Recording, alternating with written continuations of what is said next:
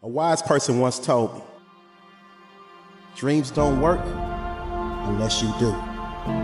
We try so hard in our lives to fit in. We try to fit into certain groups, certain frats, certain sororities, among certain friends. Yet the people we idolize most are the ones that stand out. But when you're prepared, there is no fear. There is no fear of failure, because even if you've walked out of something and you feel like you failed at it, your preparation is so strong that you're gonna take that failure and turn it into the outcome you desire. And most people stop at failure. Okay? We've all failed at things. I'm gonna continue to fail at stuff, right? It's the most powerful tool you can use, but it all depends on how you use it. What would your future be like if you decided to want that which you desire so strongly that it prepares you past your fears, that you experience the fear, as the one book says, feel the fear and do it anyway? Life is 10% what happens to you, it's 90% what you do about it. No matter who you are, no matter where you are in life, you can take the lid off of your job. And if you're wondering if you still have the lid on in your life, here are some clues that's gonna let you know that the lid is still on. If you're not excited about waking up in the morning, if you're sitting around bored out of your mind, if you got time to do everything anybody asks you to do, you probably got the lid on. If when you tell your dreams to all your friends, it makes sense to them, you got your lid on, man. Your dreams should not make sense to everybody. You gotta say something that make people go, how you gonna do that? That's when you got the lid off. And if I were you, I'd do that. I'd take the lid off. Makes sense to me, don't it? You're always gonna get ready to get set to get going. What we've gotta do is, boom, just like that, move into action. Every time you remember your dream, you're removing some dirt. You're digging it back out. The true mark of a champion is, even though some dirt gets thrown on your dream, instead of letting it get buried, you keep shaking it off. You keep moving forward. You keep looking for a new opportunity. You wouldn't be having that opposition if you didn't have something great in you. If your dream wasn't alive and on track, right on schedule to come to pass, you wouldn't have so many things coming against you. That dream is still alive. You may have tried a year ago, 5 years ago, or 40 years ago. Didn't work out. Nobody was there to help you. Go back and try again. This is your time. This is your moment. Your destiny is calling out to you. Can I tell you, your dream is not dead. It's just not in season. Your time is coming. Promotion is coming. Good breaks are coming. Promises you've been standing on. Dreams you've been praying about. Lack is not your destiny. Constantly struggling, barely getting by is not the end of your story. These light afflictions are for a moment. The adversity is temporary. The glory is eternal. Lord, I believe this is my year to get healthy and whole. This is my year to meet the people of my dreams. This is my year to go further in my career, to step into a new level of my destiny. This is my year to accomplish dreams, to break free from this depression. This is my year to meet the right people. This is my year to get healthy and whole. This is your year to see double. This is your year for vindication, for restoration, for new beginnings. Now get your mind going in the right direction.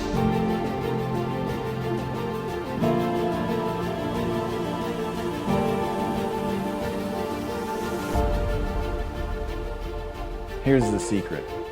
The people that do the most with their lives, the people that seem the most self-assured, the ones that seem to embody confidence, the ones that seem to define confidence, they're the ones that had to face down the most fear. They simply didn't linger in it. Don't hate your competitors. Respect your competitors, learn from him, had a very important person in my life come to me and say, who's your hero? And I said, I don't know, I got to think about that. Give me a couple of weeks. I said, I thought about it. You know who it is? I said, it's me in 10 years.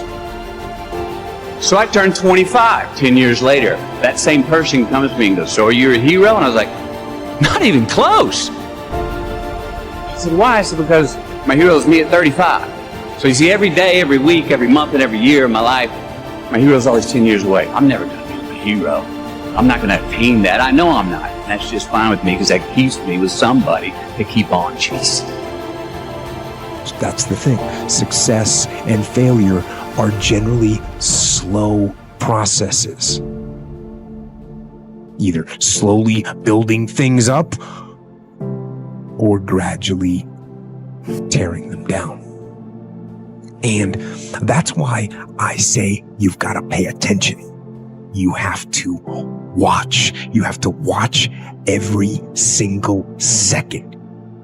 Choose love, and don't ever let fear turn you against your playful heart. I believe in manifestation. I believe in putting a rocket of desire out into the universe, and you get it when you believe it. You get it when you believe you have it, and that's the key. So we want to get really sensitized, acutely sensitized, sensory acuity, to whether what we're doing is working or not. And by the way, sensory acuity is really the measure of a person's intelligence. What I mean by that is, how do we measure intelligence? Intelligence is a measure of the number and quality of distinctions you have in a given situation. You can handle this, you just haven't figured it out yet. It's all right, this is your training period. This is the tuition you have to pay for what you don't know. You can do this, other people have done it. It doesn't take an Einstein. Get you some people that can teach you some stuff that you don't know. Get you some people that have done it successfully and learn from them. Take some seminars, workshops, read some books on how to manage a business. Change the way you see yourself and begin to tend to the personal details. Understand that nobody's going to take care of your business better than you. You will notice the most successful people in any field, they are usually the ones who have failed more than anybody else. You see the difference between a successful person and everyone else? It's not a lack of strength, it's not a lack of knowledge, it's a lack of will.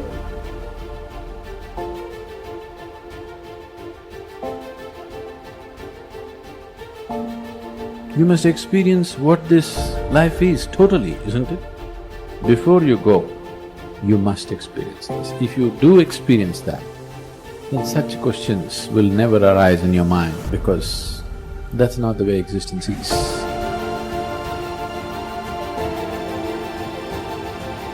It's up to you. In a world where we're taught to look outside for answers, for a job that will make us happy, for money that will make us happy, that answer is within. We already have it. We already have the answer, but will we unleash it? Will we give it? Will we own it? Will we truly reinvent ourselves to become the people that we're capable of becoming?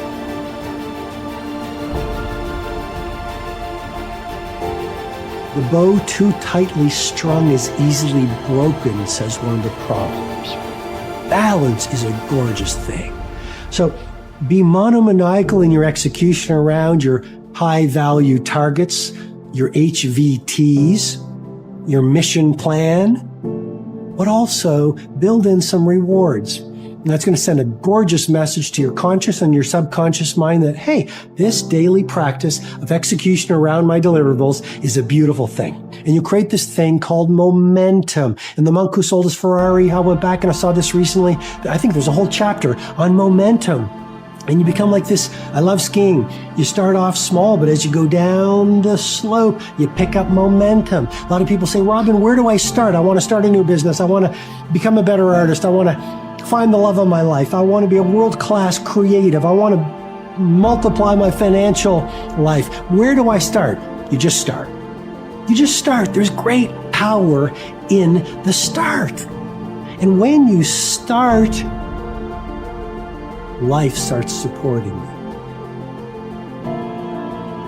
Well, God wants us all to be courageous because He knows we'll face times in life and situations and circumstances that it takes more than just a desire, it takes courage. Many people operate on the basis of fear, on the basis of what other people think. We as believers should operate on the basis of courage. Courage to say no when we ought to say no.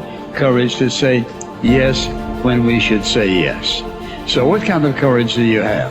Is yours sort of floating between depending on the situation? Or do you know the difference between right and wrong for your life? And you've made up your mind.